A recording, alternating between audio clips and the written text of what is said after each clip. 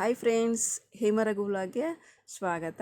ಎಲ್ಲರೂ ಹೇಗಿದ್ದೀರಾ? I hope ಎಲ್ಲರೂ ಚೆನ್ನಾಗಿದ್ದೀರಾ ಅಂದ್ಕೊಂಡಿದ್ದೀನಿ. ನೋಡಿ, ನಾನಿದು ಸೋಮವಾರದ ವೀಡಿಯೋ ಮಾಡ್ತಾಯಿದ್ದೀನಿ. ಸೋಮವಾರ ಬಂತು ಅಂದರೆ ವಾರದ ಮೊದಲನೇ ದಿನ, ಮತ್ತು ನಮಗೆ ವಾರ ಕೂಡ ಪೂಜೆ ಕೂಡ ಮಾಡಬೇಕು ಮನೇಲಿ.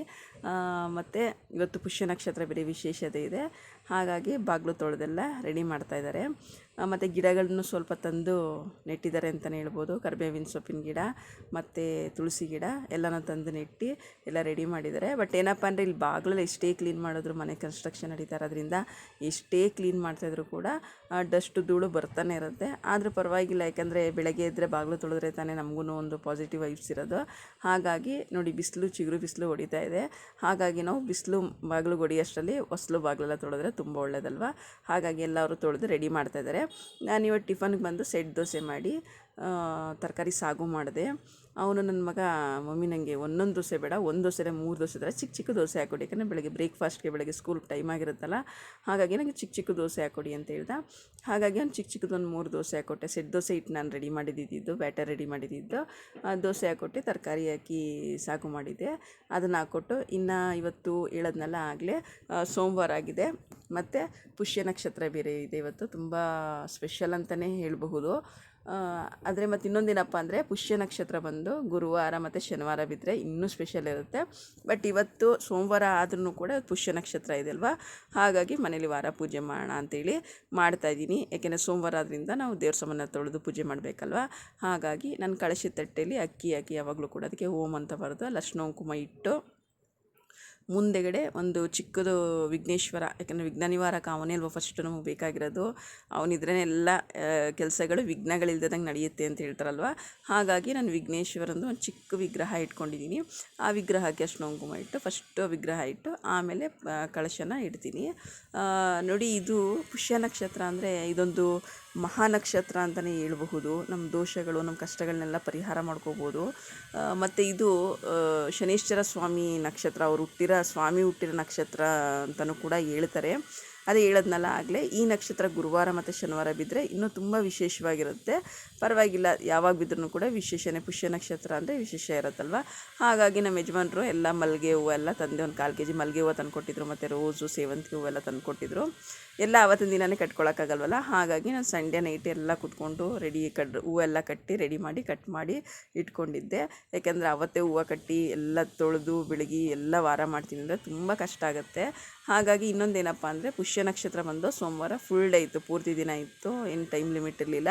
ಹಾಗಾಗಿ ನಾನು ಸಂಜೆ ಒಟ್ಟಿಗೆ ದೀಪ ಹಚ್ಚೋಣ ಅಂತೇಳಿ ಮನೇಲೆಲ್ಲ ಕೆಲಸ ಮುಗಿಸಿ ಸಂಧ್ಯಾ ಕಾಲದಲ್ಲಿ ಪೂಜೆ ಮಾಡೋಣ ಅಂತೇಳಿ, ಸಂಜೆ ಪೂಜೆ ಮಾಡೋಣ ಅಂತೇಳಿ ಎಲ್ಲ ರೆಡಿ ಮಾಡಿ ಜೋಡಿಸ್ತಾ ಇದ್ದೀನಿ. ಮತ್ತು ಇನ್ನೇನಪ್ಪ ಅಂತ ಹೇಳಿದ್ರೆ, ಎಲ್ಲ ಅದೇ ಹೇಳೋದ್ನಲ್ಲ, ಎಲ್ಲ ಒಂದಿನ ರೆಡಿ ಮಾಡಿ ಇಟ್ಕೊಂಡ್ರೆ ಬೇಗ ಕೆಲಸ ಆಗುತ್ತೆ. ಮತ್ತು ಸಂಜೆ ನಾನು ಬೆಳಗ್ಗೆ ಒಂದು ರೌಂಡ್ ತೊಳೆದಿದ್ರಲ್ಲ, ಮತ್ತು ಇನ್ನೊಂದು ಸ್ವಲ್ಪ ನೀರು ಹಾಕಿ ಹೊಸ್ಲಿಗೆ ಅರಿಶಿನ ಕುಂಕುಮ ರಂಗೋಲೆಲ್ಲ ಬಿಡ್ತಾಯಿದ್ದೀನಿ. ಏಕೆಂದರೆ ಬೆಳಗ್ಗೆನೇ ಬಿಟ್ಟರೆ ತುಂಬ ಡಸ್ಟ್ ಧೂಳೆಲ್ಲ ಆಗಿರುತ್ತೆ, ಮತ್ತು ಪೂಜೆ ಮಾಡೋ ಟೈಮಲ್ಲಿ ಸಮಾಧಾನ ಇರೋಲ್ಲ. ಹಾಗಾಗಿ ಒಟ್ಟಿಗೆ ಈವ್ನಿಂಗ್ ಬಿಟ್ಕೊಳ್ಳೋಣ ಅಂತೇಳಿ ಈವ್ನಿಂಗ್ 5 ಗಂಟೆ ಹಂಗೆ ನಾನು ರಂಗೋಲಿ ಬಿಟ್ಟು ಎಲ್ಲ ರೆಡಿ, ಹೊಸ್ಲಿಗೆಲ್ಲ ಪೂಜೆ ಮಾಡೋಣ ಅಂತ ರೆಡಿ ಮಾಡ್ತಾಯಿದ್ದೀನಿ.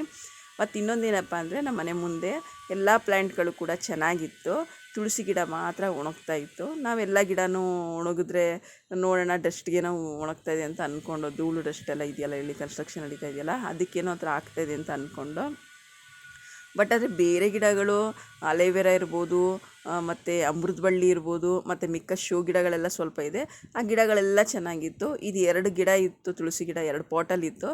2 ಕೂಡ ಬಾಡಿ ಒಣಗೋಗಿ ಕಡ್ಡಿಗಳಾಗೋಗ್ಬಿಟ್ಟಿತ್ತು. ಒಂದು ಗಿಡ ಮಾತ್ರ ತುಂಬ ಹಳೆ ಗಿಡ, ಒಂದು 4ರಿಂದ 5 ವರ್ಷನೇ ಆಗಿತ್ತು ಅನಿಸುತ್ತೆ. 5 ವರ್ಷದ ಮೇಲೆ ಆಗಿತ್ತು ಅನಿಸುತ್ತೆ ಗಿಡ ನೆಟ್ಟು. ತುಂಬ ಸೊಂಪಾಗಿ ತುಂಬ ದೊಡ್ಡದಾಗಿ ಮರ ಥರನೇ ಬೆಳೆದಿತ್ತು ಅಂತ ಅನಿಸುತ್ತೆ. ತುಂಬ ಬೇಜಾರಾಯಿತು ಗಿಡ ಎಲ್ಲ ಕಿತ್ತಾಕ್ಬೇಕಂದ್ರೆ, ಯಾಕಂದರೆ ಅಷ್ಟು ವರ್ಷಗಳು ನಾವು ಅದಕ್ಕೆ ನೀರು ಹಾಕಿ ಸಾಕಿ ನಮ್ಮ ಮನೆ ಮುಂದೆ ಇರುತ್ತಲ್ವ, ಏನೋ ಒಂಥರ ಚೆನ್ನಾಗಿರುತ್ತೆ. ಆ ಗಿಡನ ಅದು ಒಣಗೋಗಿದ್ಕೆ ನೋಡ್ತಾ ಇದ್ದರೆ ನಮ್ಮ ಯಜಮಾನರು ಬೇಜಾರು ಮಾಡ್ಕೊತಾ ಇದ್ರು, ಯಾಕೆ ಮನೆ ಮುಂದೆ ತುಳಸಿ ಒಣಗ್ತಾ ಇದೆ, ತುಳಸಿ ಗಿಡ ಒಣಗಬಾರ್ದು ಅಂತೇಳಿ.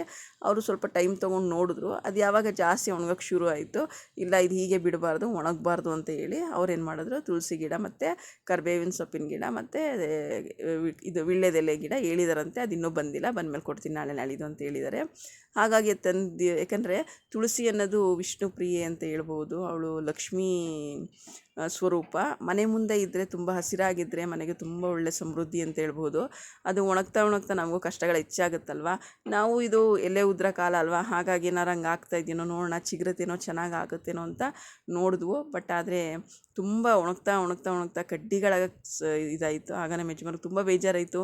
ಬೇಡ, ನಾವು ಈ ಗಿಡಗಳು ತೆಗೆದು ಬೇರೆ ಗಿಡ ನೆಡೋಣ ಅಂತೇಳಿ ಭಾನುವಾರನೆಲ್ಲ ತಂದಿಟ್ಕೊಂಡು ಸೋಮವಾರ ಬೆಳಗ್ಗೆ ಎಲ್ಲ ರೀಪಾಟ್ ಮಾಡಿ ಮಣ್ಣಿಂದ ಇದಕ್ಕೆ ಪಾಟಿಂದ ಮಣ್ಣೆಲ್ಲ ತೆಗೆದು ಹೊಸ ಗಿಡ ಹಾಕಿ ಅದರೊಳಗೆ ಕಾಯಿನೆಲ್ಲ ಹಾಕಿ ಅವರು ಏನೋ ನಾವು ಎದ್ದೇಳೋದಕ್ಕೆ ಮುಂಚೆನೇ ಅವರೆಲ್ಲ ರೀಪಾಟ್ ಮಾಡಿ ರೆಡಿ ಮಾಡಿದರು. ಯಾಕಂದರೆ ಮನೆ ಬಾಗಿಲಲ್ಲಿ ತುಳಸಿ ಅಮ್ಮ ಇದ್ದರೆ ತಾನೇ ಅದಕ್ಕೊಂದು ಕಳೆ, ಹಾಗಾಗಿ ಒಣಗಿದ ಗಿಡ ಇಡಬಾರ್ದು ಅಂತೇಳಿ ಹೊಸ ಗಿಡ ತಂದು ನೆಟ್ಟು ಇದು ಮಾಡಿದ್ದಾರೆ.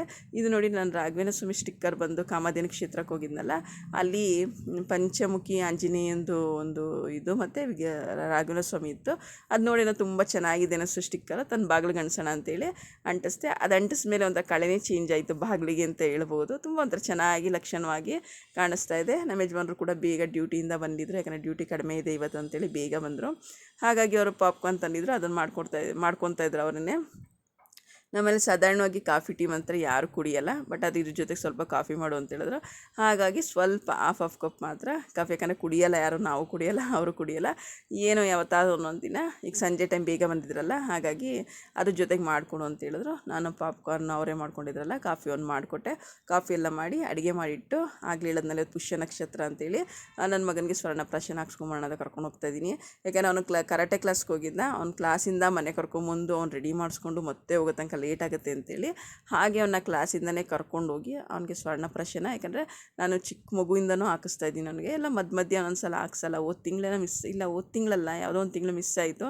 ಏನೋ ಮರ್ತೋ ಏನೋ ಒಂದು ಟೆನ್ಷನಲ್ಲಿ ಮಿಸ್ ಆದರೆ, ಬೇರೆ ಎಲ್ಲರೂ ಹೋಗಿದ್ರೆ ಮಿಸ್ ಆಗುತ್ತೆ ಅಷ್ಟೇ, ಇಲ್ಲಾಂದರೆ ಮಾತ್ರ ಕಂಪಲ್ಸರಿ ಮಿಸ್ ಮಾತ್ರ ಮಾಡಲ್ಲ. ಹಾಗಾಗಿ ಅವನಿಗೆ ಸ್ವರ್ಣಪ್ರಾಶನ ಹಾಕ್ಸ್ಕೊಂಬರೋಣ ಅಂತ ಹಂಗೇ ಕ್ಲಾಸಿಂದನೇ ಕರ್ಕೊಂಡು ಹೋಗ್ತಾಯಿದ್ದೀನಿ. ಹಾಕಿಸ್ಕೊಂಡು ಹಂಗೇ ಸ್ವಲ್ಪ ಏನಾದರೂ ಅದು ಆಯುರ್ವೇದಿಕ್ ಶಾಪ್ ಆದಿದೆ, ನಾನು ನೋಡೋಣ ಅಂತ ನೋಡಿದೆ.